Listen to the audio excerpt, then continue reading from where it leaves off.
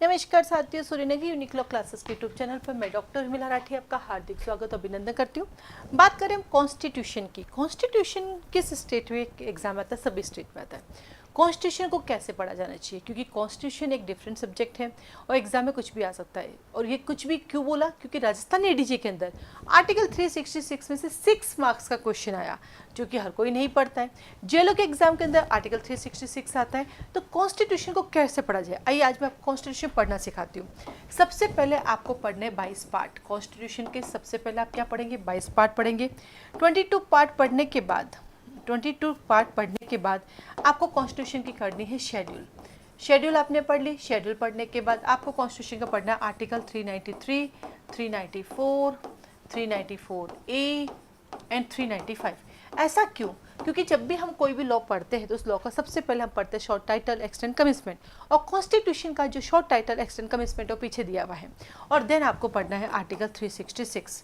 क्यों? क्योंकि जब भी हम कोई कानून पढ़ते हैं तो बाद में उसकी डेफिनेशन क्लोज पढ़ते हैं शॉर्ट टाइटल के बाद, तो इसकी डेफिनेशन क्लोज देगी 366 में। तो डेफिनेशन क्लोज आइए हम पढ़ते हैं, क्योंकि अभी हाल ही में राजस्थान एडीजे का एग्जाम हुआ और वहाँ पे 6 मार्क्स का जो है आपका ये आया था। कैसे याद करते हैं? देखिए, याद करने का तरीका, टोटल इसके अंदर 30 है। नंबरिंग के अकॉर्डिंग 30 डेफिनेशन है, बट अंदर जाके देखिए तो ABC भी कुछ डेफिनेशन है जो हमारे अमेंडमेंट से जुड़ी गई। तो सबसे पहले ये भी अल्फ़ाबेटिकल चलता है। तो 366 का जो 1 है वो कहता है आपके पास एग्रीकल्चर इनकम कितनी है। सबसे पहले आप अपनी एग्रीकल्चर इनकम बताओ। किसको बताओ? कि एंग्लो इंडियन को। याद करने का वे बता रही हूँ। तो नंबर 2 कहता है आप एंग्लो इंडियन को बता दो कि आपके पास एग्रीकल्चर इनकम कितनी है। ये सब किसने कहा आपको? आर्टिकल ने। आर्टिकल कहता है कि मैं कह रहा हूँ जाओ बताओ।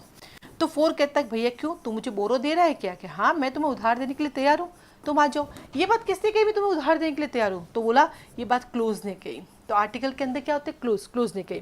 क्लोज ने क्या कहा? कि तुम्हें जो है म्यूनिसिपल टैक्स देना पड़ेगा। आपने कहा ठीक है मैं दे दूंगा, पर कैसे दूँ? बोला क्रॉसपॉन्डिंग दे देना। आने की जरूरत है, क्रॉसपॉन्डिंग दे देना।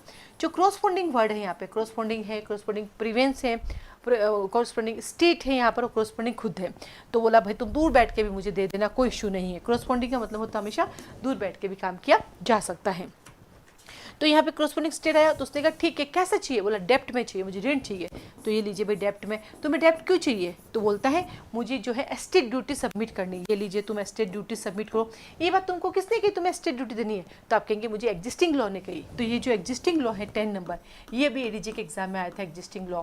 ठीक है, और बाकायदा मुझे इस एग्जिस्टिंग लॉ के अंदर जो है 2 में से 2 नंबर मिला, क्योंकि मुझे इसका टाइटल भी याद था और साथ में मुझे डेफिनेशन भी आती है, बहुत सालों से याद कर रहे हैं। तो एग्जिस्टिंग लॉ है, एग्जिस्टिंग लॉ है। तो एग्जिस्टिंग लॉ से पहले हमारे यहाँ कौन काम करता था? बोला फेडरल कोर्ट काम करता था। तो ये आया फेडरल कोर्ट। अब इस फेडरल कोर्ट की जगह किसने ले ली? अब हमारे सुप्रीम कोर्ट ने ले ली। कहाँ लिखा हुआ है? आर्टिकल 135 में लिखा हुआ है। ठीक है, फेडरल कोर्ट के पास गए। फेडरल कोर्ट के पास जाके बोला, तो फेडरल कोर्ट ने बोला गुड्स लाया है क्या? आपने कहा यस आई हैव गुड्स, लीजिए। तो बोला गुड्स है तो गुड्स के ऊपर तुम जीएसटी दे दीजिए। तो आपने कहा ठीक है भाई ले लो जीएसटी। तो 12 जीएसटी की कौन से अमेंडमेंट्स आई? ये प्री का क्वेश्चन कई बार आ चुका है। 101 संविधान संशोधन हमारा जो है वो कब हुआ? 2016 के अंदर। ये लीजिए। ठीक है, तो आपने कहा ठीक है मैं जीएसटी दे दूंगा। तो बोला क्या गारंटी है? तो दे देगा। तो 13 कहता देखो आपकी गारंटी, यानी इसे कहानी बना के याद करना। तो बोला क्या गारंटी है तुम्हारी? तो बोला मैं गारंटी देता हूँ। अच्छा तूने गारंटी ब्रीच किया तो क्या कहता करेगा? तो बोला मैं हाई कोर्ट चला जाऊंगा। तो 14 कहता है मैं हाई कोर्ट चला जाऊंगा। ये लीजिए हाई कोर्ट चले जाए। फिर आता है 15 कहता है हमारे पास इंडियन स्टेट भी है, उनका क्या करना है? तो 16 कहता है भैया मैं आप 15 कहता है इंडियन स्टेट हूँ मैं आपका। इंडियन स्टेट के पास जाते हैं तो इंडियन स्टेट कहता है 16 के अंदर पार्ट्स कितने हैं तुम्हारे? तो इंडियन स्टेट कहता है भैया मेरे 2 पार्ट है, एक में मेरे स्टेट है, एक में मेरी यूनियन टेरिटरी है। तो बोला पार्ट कितने हैं?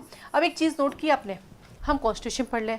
इसके अंदर देखो 3 के अंदर हमें आर्टिकल बता दिया, 5 के अंदर इन्होंने हमें क्लोज बता दिया, 16 के अंदर हमें पार्ट बता दिया। अभी आगे हम 23 पढ़ेंगे और 23 में शेड्यूल, यानी जो कुछ हमें पढ़ा रहे हैं उन सबको इन्होंने पार्ट वाइज जो है साथ में दे भी दिया है। 7 फिर आता है 17, 17 पे खतरा। तो इंसान की सबसे बड़ी खतरा क्या है? उसकी पेंशन, क्योंकि पेंशन आए तो भी टेंशन, नहीं आए तो भी टेंशन, आए तो बच्चे ले लेंगे, नहीं आए तो आए क्यों नहीं। तो 17 पे खतरा इज अ पेंशन। तो ये लीजिए आपकी पेंशन। पेंशन नहीं मिलती है तो खतरा होता है, तो लग जाती है आपके 18 पे इमरजेंसी। तो ये लीजिए इमरजेंसी लग गई आपके, इमरजेंसी लग गई। इमरजेंसी लगेगी कैसे पता चलेगा? तो इमरजेंसी के लिए आपको क्या देना पड़ेगा? पब्लिक नोटिस देना पड़ेगा। ये लीजिए पब्लिक नोटिस आपने दे दिया। पब्लिक नोटिस देने के बाद क्या होगा? नोटिस लेके कहाँ जाओगे?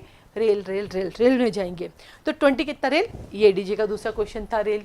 और बाकायदा मैंने ढंग से नहीं लिखा इसलिए मुझे नंबर भी नहीं मिला, बिल्कुल 2 में से 0 नंबर मिला इसके अंदर। मुझे सिर्फ सेक्शन नंबरिंग याद था, मतलब आर्टिकल का नंबर याद था क्लोज का, पर केवल क्लोज नंबर नहीं दिया क्योंकि अंदर रेल का उल्टा पुल्टा लिखा था, तो रेल में मुझे 0 नंबर मिला।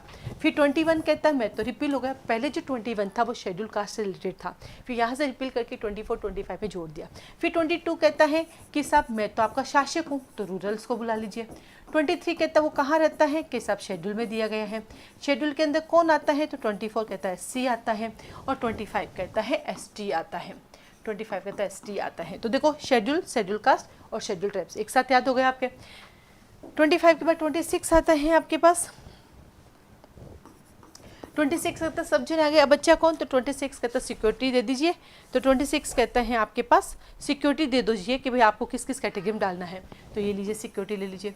फिर 26A, 26B और 26C जुड़ गया। अब हमारी 3 नई कैटेगरी आई। 26A कहता है मैं आपको सर्विसेज दूंगा, ये लीजिए सर्विसेज। 26B कहता है मैं स्टेट हूँ, और 26C कहता है social economic backward classes, social economic backward classes.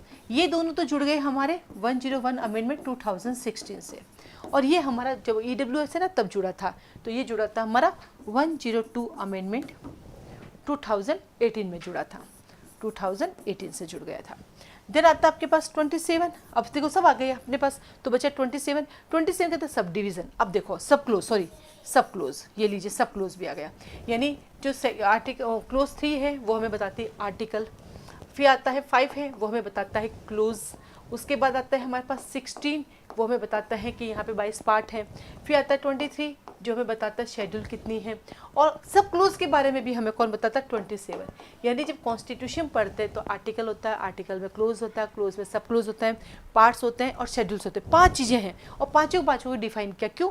क्योंकि आप जब स्कूल से कॉलेज से पढ़ के आते हैं, 5 ईयर लॉ या 3 ईयर लॉ करते हैं, तो आपको नहीं पता आर्टिकल क्या होता है, क्योंकि मैं तो वेबसाइट जाती हूँ तो वहाँ पता चलता है जो कपड़े रहते हैं उसको आर्टिकल बोलते हैं, तो है ना। हम जब जजमेंट राइटिंग लिखते हैं तो वहाँ मटेरियल होता है उसको आर्टिकल बोलते हैं, तो अलग अलग है। तो इन्होंने हर एक चीज़ को डिफाइन किया, भैया तुम्हारे लिए आर्टिकल क्या होगा, क्लोज किसे बोलेंगे, सब क्लोज किसे बोलेंगे, पार्ट्स किसे बोलेंगे, शेड्यूल।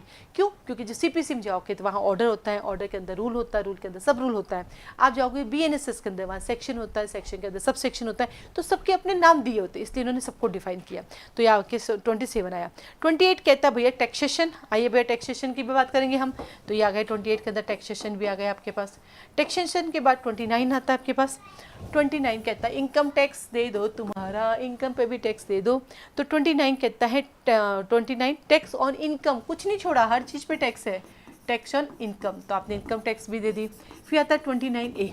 29A कहता है कि माल का कर और क्रय विक्रय, मतलब गुड्स की क्या बोलते हैं, परचेज और सेल दोनों पर भी आपको देना पड़ेगा। तो टैक्स ऑन द सेल और परचेज, हर चीज़ पे टैक्स है हमारे पास, टैक्स ऑन द सेल और परचेज भी आ गया। और ये सब कहाँ लिखा हुआ है? तो 30 कहता है ये सब यूनियन टेरिटरी में लिखा हुआ है, UT। अब आता है यूनियन टेरिटरी। यूनियन टेरिटरी का मतलब जो शेड्यूल 1 में दी गई है। अब आपके पास सवाल आता है आज के दिन कितनी यूनियन टेरिटरी है? 8 यूनियन टेरिटरी है।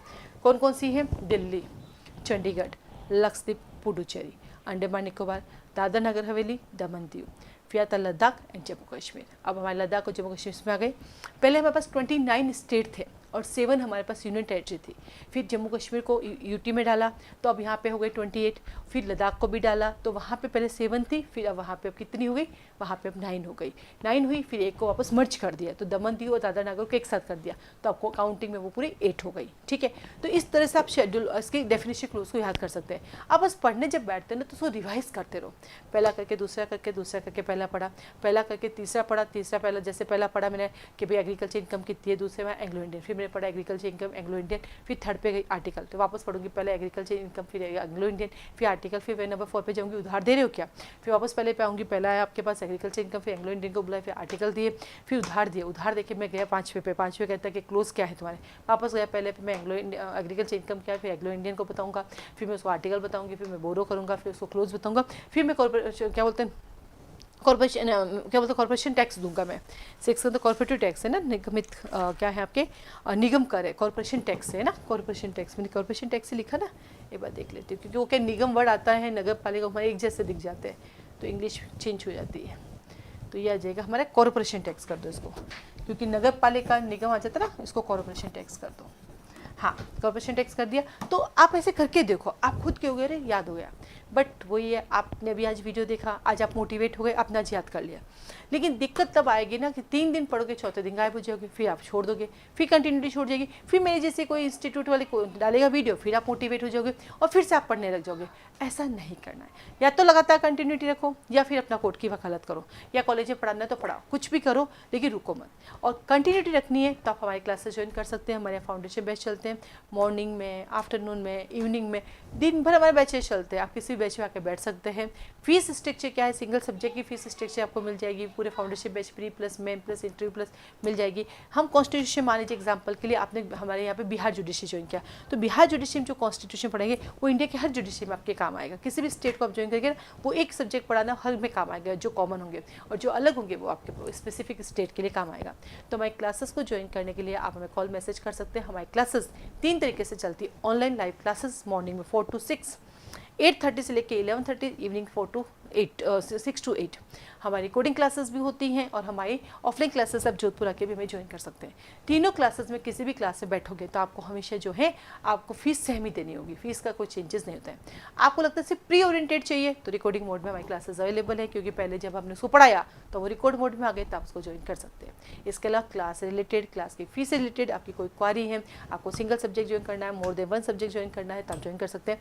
अब ड्यूरिंग क्लास बीच में भी आप ज्वाइन कर सकते हैं, क्योंकि अब तो रिकॉर्डिंग क्लासेस स्टार्ट हो गई। तो मान लीजिए आप बैच शुरू होने के 10 दिन बाद ज्वाइन करते हैं, तो 10 दिन की आपको रिकॉर्डिंग मिल जाएगी, क्या दिन से आप क्लास आ सकते हैं। उस 10 डेज को आप पढ़ लीजिए, जो भी क्वेश्चन आप मुझसे पूछ सकते हैं। हमारे बहुत फ्लेक्सिबल क्लासेस हैं, 2 वे कम्युनिकेशन है, हम आपस में बात कर सकते हैं। जूम ऐप पर हम पढ़ाते हैं, और रिकॉर्डिंग क्लासेस हमें आपको हमारी ऐप पर मिलती हैं। आप सबको ऑल द बेस्ट। आज के लिए धन्यवाद।